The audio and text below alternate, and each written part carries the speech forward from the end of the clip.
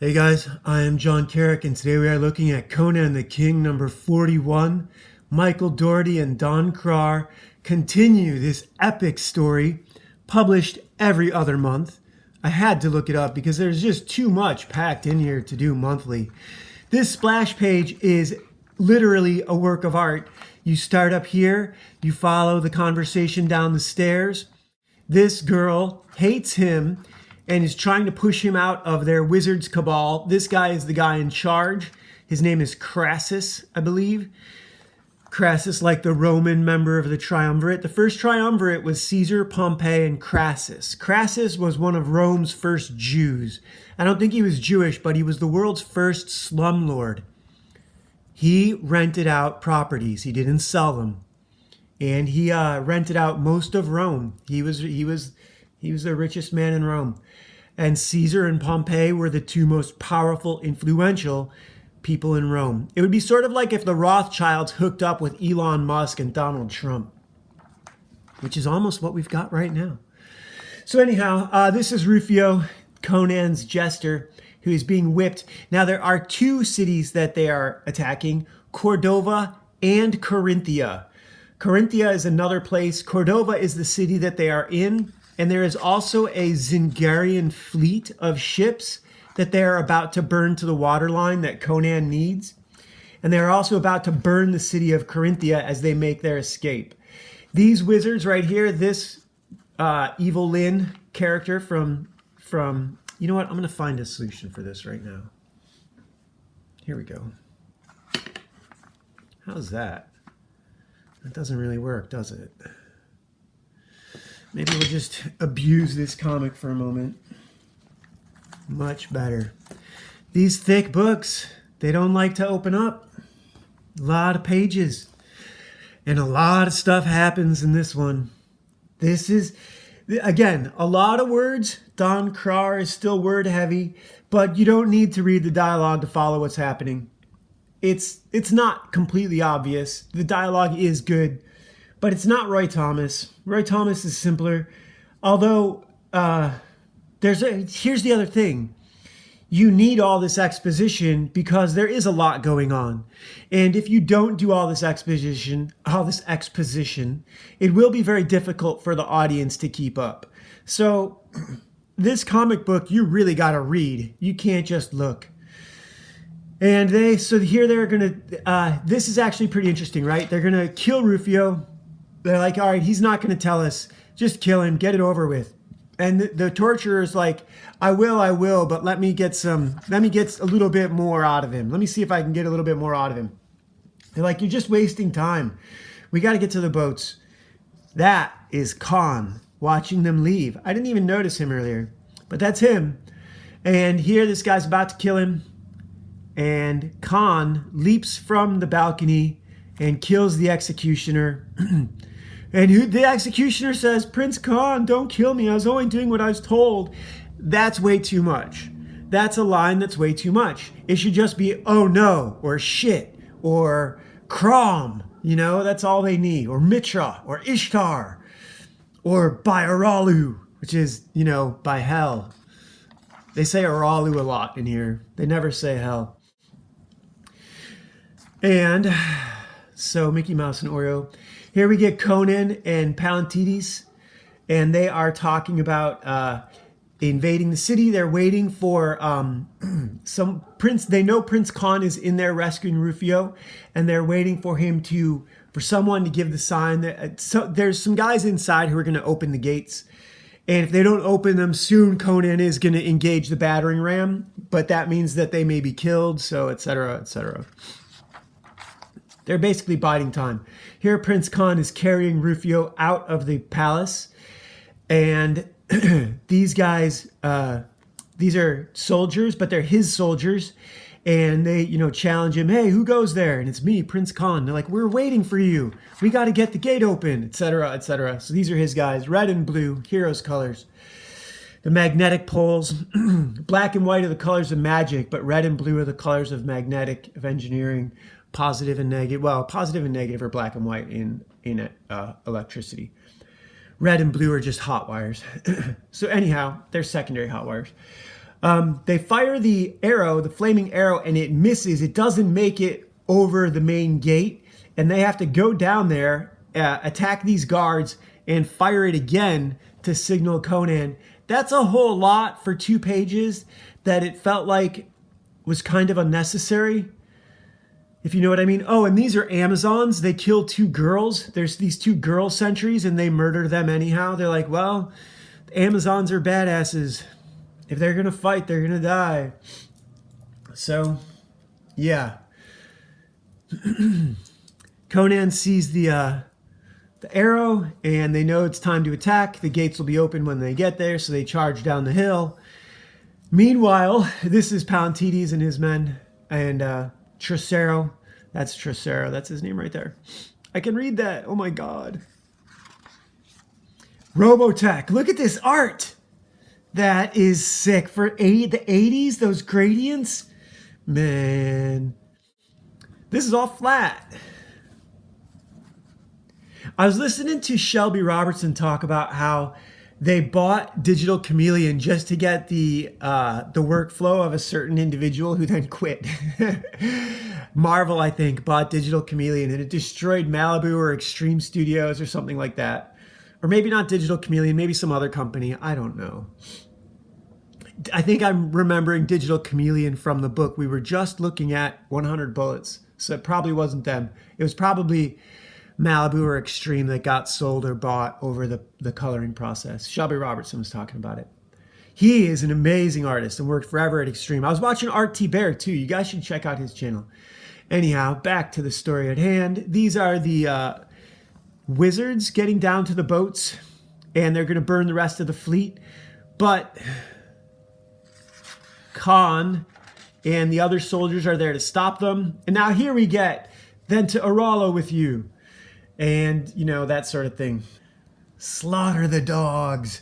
So Prince Khan and the other infiltrators are down at the docks. After opening the gate, they raced back through the city to oppose the soldiers who wanted to go down there and escape. And now they're fighting for their lives. They're heavily outnumbered. This guy says we're outnumbered 4-1, but we're still going to kill you all. And here we get the foregrounds, you know, uncolored characters. There's got to be a way around this.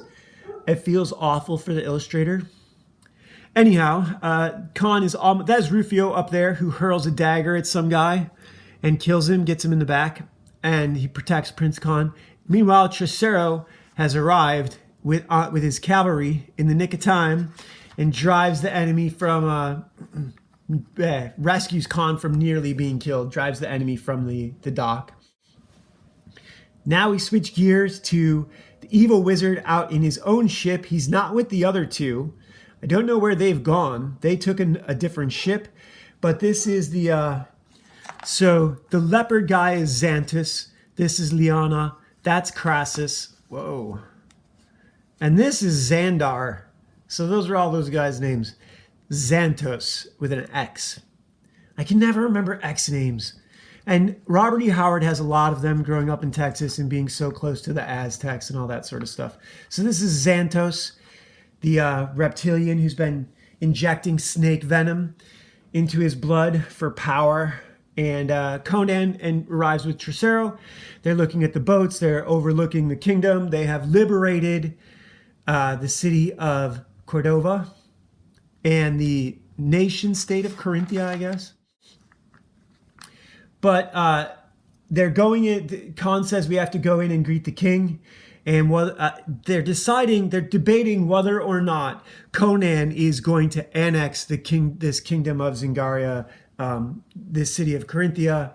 So this is the nation state of Zingaria, the capital of Cordova, the city of Cordova. And they get up there and find the king has been slain by the wizards. This guy is pulling up the royal. It looks like they're waking the king up out of bed, but that's not the case. This is a doctor who's discovered the king has been murdered. And so now Conan takes the throne. They've decided that there are too many feuds among the Zingarians, and because there is no clear royal ascension, no clear direct line of inheritance, that Conan is going to take over as a regent and they will be his province. They will be they will be annexed to the Empire of Aquilonia for a while, until all the members of the feuding clans have died off, and then the rule will be returned to them, supposedly in 20 to 40 years, usually a generation, probably 20 years. Basically, when Conan's old and dying, the Zingarians what really will happen is that Conan's power will have waned enough for the local merchants to put forth their own claim for kingship and to challenge Aquilonia, which will at that point be ruled by Khan, etc., etc. So there would probably be some minor skirmish before they were able. There would have to be a minor battle in order for Zingaria to save face, and they would have to stand up to Aquilonia and win their freedom, and Aquilonia would then have to grant it after a battle that was bloody enough that everyone survived, that enough of the people survived, and not egregious enough that Aquilonia just absolutely stamps them out. So there's a great line. Machiavelli has a great line. If you must attack a man, let it be so great that his vengeance need not be feared. If you do that with an entire country, you basically destroy the country. And that's a war of conquest, not a war of unification. So, and that's the same Machiavelli book. If you're going to conquer someone, you must go there to live. And that's what the Romans did. That's why they sent governors out all across the world. In order to dominate a place, you have to be there in person. You can't do it at a distance. And so Conan is granting these people their governorship, and he's going to assign a governor, but not a king, sort of thing. And meanwhile, here's the wizard. He is casting a spell. He's going to cast a spell at the first new moon. Taurus is back with them. They haven't been able to reach Taurus. He still has amnesia about the fact that they're his parents. Zenobia goes to touch him, and he says, "Don't touch me. The venom, the snake venom in my blood will cause you pain." Conan is kind of really freaked out about this. This is some adult, mature themed writing. Taurus has not come back to them, but he has accepted that he is their biological son. He is still studying the dark arts. He is a disciple of Set. Here he meets this witch queen, Xanda, who was in one of the early books. We saw her. She was a pretty redheaded girl, but now she's old. Zelata. As a matter of fact, she was always old, but she was using her magic to make herself look young and beautiful. And here we get that she's old and blind, and she offers to take Prince Taurus on a journey through the dimensions of time and space to teach him more. He agrees to go, and we skip to 2 days later. So now we know something has happened, but we don't know what it is, and we know it is going to have consequences. There's no way they did this to not follow up on it. That's foreshadowing, right? So here we have the wedding between Radegund and Derek. They've got their hands tied together with a golden cord, and they drink from the same cup. He offers her a drink, she offers him a drink, and then they say their vows. And also these gold bracelets are basically the equivalent of wedding rings.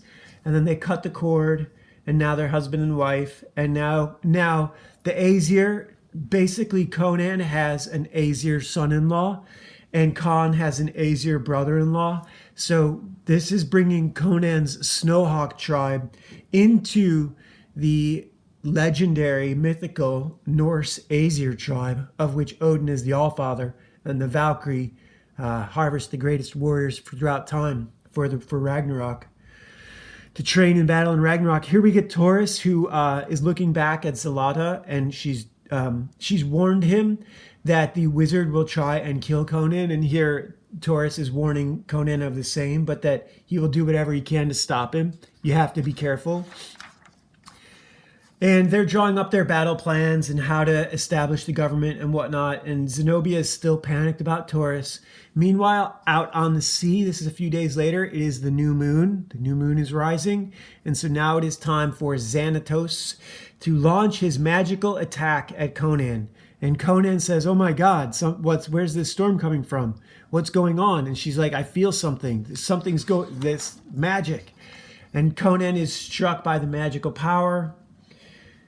basically going up to the moon and then finding Conan and hitting him, and it's going to kill him. And this guy Xanthos is blasting Conan throughout the throne room. Now here he is traveling in as a direct image because he wants Conan to see his face as he dies. And he's going to kill him. He's killing him with the, basically this is Emperor Palpatine magic power, Doctor Strange magic power. But Xanthos is opposed by Taurus, who has now not just the power that he's been taught by him, but also the last couple days journey through the dimensions of time and space with Zalata. And so now he is enough of a challenge for Xanthos. But Xanthos reminds him that he is a disciple of Set and that he is his servant, and he demands that he leave. And he says, "Yes, master." And so Taurus turns and walks away, and Zenobia is panicked, and now this guy Xanthos is going to kill Conan. That is a great, great corner page. And I'm glad it's not right here. This editor, look at, there haven't been any ads in 6 pages? Jesus. Wow, no ads, no ads, no ads. I think this is the longest run of no ads that I've ever seen in a comic book in my life. At least in the last 200 episodes of this show. Look at that. That's a lot of pages with no ads. All the way to this corner up here where Taurus has turned his back on his rescuing of his mother and father. So now Xanthos turns back to kill Conan, and bam! He gets struck from the back. These are the laws of magic. Taurus explains, "I had to wait until you turned your back on me. By the gods of Ishtar, Mitra, and Krom." Xanthos says, however, "You have betrayed Set, and that will cost you your life. By the snake venom in your blood, I will activate it." And so Taurus has saved his father, but at the same time, he has to take all the magical blasts from Xanthos. He has to sacrifice himself to save Conan, and he does. The blast that would have killed Conan is now wasted, or not wasted, killing Taurus. Well, not yet. They go to fight in the astral plane first. Sorry, I spoiled it. And yeah, so Taurus goes to fight Xanthos in the astral plane, where Xanthos accuses him, reminds him, "You have snake blood in your veins, and now you're done."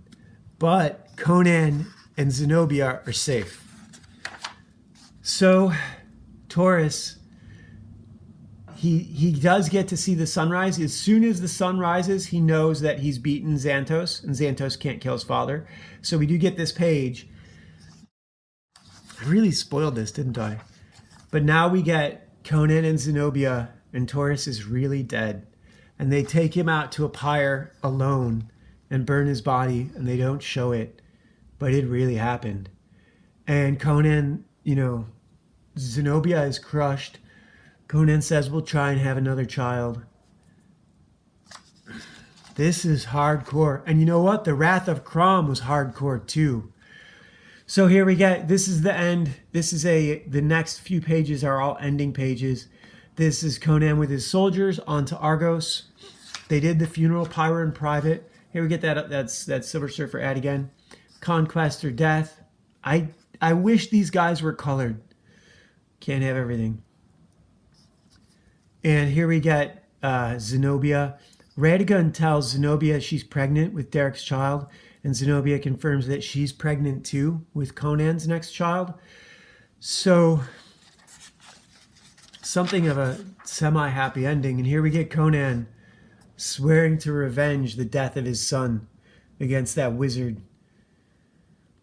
I really love how Mike Doherty does the oceans, and I want to do the Nom. We might do the Nom on this channel because I've never read that book, and I've heard that they do great characterizations of people while keeping the equipment and vehicles perfectly realistic. And that is, to me, that's the magic of comics. Making people look like cartoons, but making vehicles look real. Like they did with Invader Zim, where they had those 3D vehicles, even though they were cartoon drawn. I love Mike Doherty's, look at his water. I was just watching a thing about the Marine Corps today, an ad, I think, or some little promotional video. And the water, a lot of times they were showing the rigid raiders, the inflatable black boats that the SEALs use. And there was swells on the ocean, and they were literally going up and down, and it looked so dynamic. It was really right out of a comic book. There were waves, and it was fantastic. Anyhow, this is amazing work. Look at this. Look at that. There was a John Buscema one where Conan was heading down into treacherous waters, and it was literally a downward hill into like a valley, and the other boat refused to follow them, and it just looked amazing. But anyhow, yeah, so this is Conan 41, Conan the King, and now let's do the next bit. Hey guys, so Conan the King 41. What do you learn about comics from this? There's a couple things, and I've got yesterday's here too, that I learned from both of these. I generally don't want to set aside double time to read a comic book. And this was a problem that I had with some of the new crowdfunded books too. They're just too long. I don't want to do comic books for more than 20 to 30 minutes at a time, generally. And 40 minutes to an hour is a little bit too long. I don't know why that's a thing. Maybe that's just me. I'm sure that I've binge read entire trade paperbacks before, but I think for purposes of reviewing them and for looking at them for what I can learn from them, half an hour is about what I want. Plus, here's the real thing. I want to look and study and master crafting stories that fit into 22 pages or less, maybe 12 pages. The original Spider-Man was, I guess, 11 in Amazing Fantasy 15. So you don't need 40 pages. 40 pages is too much, in my opinion, for this medium. It's too much of a good thing. It's like eating an entire watermelon by yourself or an entire bag of Halloween candy. You don't need a whole bag. A sandwich baggie is plenty, man. Don't eat the whole bag. I know you want to, but don't. And I also think, in terms of this work, I wonder if the letterer and colorist were rushed, while the artist, taking 2 months, maybe took 6 weeks to pencil all his pages. Now, granted, if he's turning in pages immediately, those can get colored and inked. So what do I know about the process? But I do want to, I'm focusing on the work it takes to get this much work done and or to do quality work at a smaller rate. Look, here's an example. Comedians can spend upwards of a year putting together 40 minutes of material. They don't have to pump out 20 minutes of material a month. So comics, yes, if you want it to be able to pay your bills, you probably need to be able to do a page a day. But now if you could ink a page a day, pencil and ink a page a day, you'd probably be living really well, especially if you're really good. Not that fast. Now, if you're not that fast, that means whatever comics you produce have to be good. So that's, Calvin and Hobbes came out 3 panels a day. That's probably, 4 or 5 days a week plus weekends. That's probably a lot more than a page a day. Well, it's a lot less than a page a day compared to a comic, but it's a lot, it's better. It's not better, it's, better's not the right word. Think about that, like a Calvin and Hobbes daily strip got as much acclaim as any comic book ever did. Frank Cho's Liberty Meadows started out as a syndicated strip, I believe, and I think that was the medium he wanted to work in. So that's what I'm trying to talk about. The story length that you choose. I don't want to focus on a 40-page comic. I don't want to produce that. I want to produce really good 2-page comics, really good 6-page comics, really good, maybe a 22-pager, maybe 6 22-pagers with some books at the front and end of that are varieties, a bunch of short stories, like a short story collection.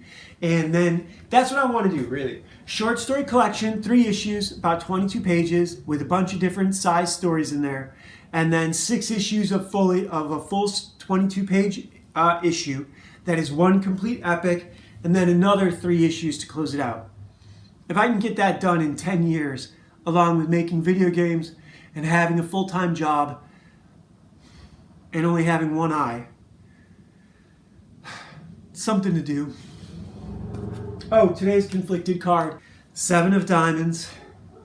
This is a great 2-page story for a Walking Dead episode. This is an encounter card, and when I read it off, I could read it to you or just tell it to you. It's the end of the world. You have a bug out location that's presumably beset by 2-legged scavengers, as well as 4-legged monsters like bears and wolves and lions and tigers. So you're not safe, and you have a group member who happens to be a female family member who no longer has mood stabilization medication and is frequently picking fights with other members of the group and doing all kinds of activities that is putting the group at risk and in danger. Basically a drug addict who's off their meds and is, behaving badly. What do? Now there's a few things you could do. You could make a still and put this person in charge. You could make a marijuana farm and put this person in charge. You could let the negative elements that are threatening your group solve the problem for you, but that's about the most evil and neglectful route I can think of. I don't think direct confrontation would work. In the past, this was handled by giving these people specific kinds of jobs, but it would be very quickly pointed out and made obvious to them that this was being done in retaliation for their behavior. Drug addicts are notoriously thin-skinned. Everything you do is personal. So, yeah, you gotta get this person drunk on a regular basis and let nature take its course. And you're gonna have to, this is why mankind has alcohol. This is why mankind has. I'm not dumb enough to try and think that prohibition is an answer. It's an answer for me. It might not be an answer for you. And it's an answer for me because I don't like being drunk. Because I don't like being hungover. Being drunk wasn't that different from smoking weed. And smoking weed had the additional benefit of ceasing all my nightmares. So that was always my drug of choice, And now, the way things are now with it legal, I don't even bother. It's not worth it. None of my neighbors. I'm too old for that, to be honest. But I do love writing fiction. I got 1,500 words done last night. It's been 3 nights since I wrote a chapter, since Friday, since I had my surgery. I haven't been able to write a new chapter. Today, I was able to book a appointment with a new primary care physician. So by February 3rd, I might be having surgery on my right eye to at least halt the loss of vision in it. This does scare me in that I hate the idea of going through life with only one eye. You get in a car accident and get some glass in one. But now that sounds like you're manifesting something terrible. Knock on wood. You don't even want to think about it. My drawing table's right here. So, Jay has been producing some of the best artwork I've ever seen in his life. And I've known this guy. This guy did my tattoo. I've got a big tattoo. We went to animation school together, and yeah, he's the best artist I've ever met. His hands move so smoothly. They're like scalpels. I remember watching him draw in person, and it was that was when I knew I would never be a professional artist, because he was laying down the right line the first time, every time. And he still wasn't fast enough. So, or he still couldn't, deal with the toxic masculinity culture war that pervaded our society for the past 20 years. And it wasn't worth it to him to submit work to women HR managers who just tell him it's violent and demeaning to women. Or women editors. We have to do it ourselves. Look at how good this is. If I can't sell this, what the fuck? So getting this in color, getting this done, getting a video game made to promote the comic. The first video game will be free to play. The first comics are free to read. First books are free to read. But then the next ones we're gonna have to, start charging for once we build our audience. That's the whole goal of doing this. That's the whole goal of coming out here and talking to you guys every day. So I hope you are writing. I hope you are drawing. I hope you are making music or making video games or making movies or doing something awesome with your life. Do art. Remember, artists are the only people who really make anything worth buying. See you guys tomorrow.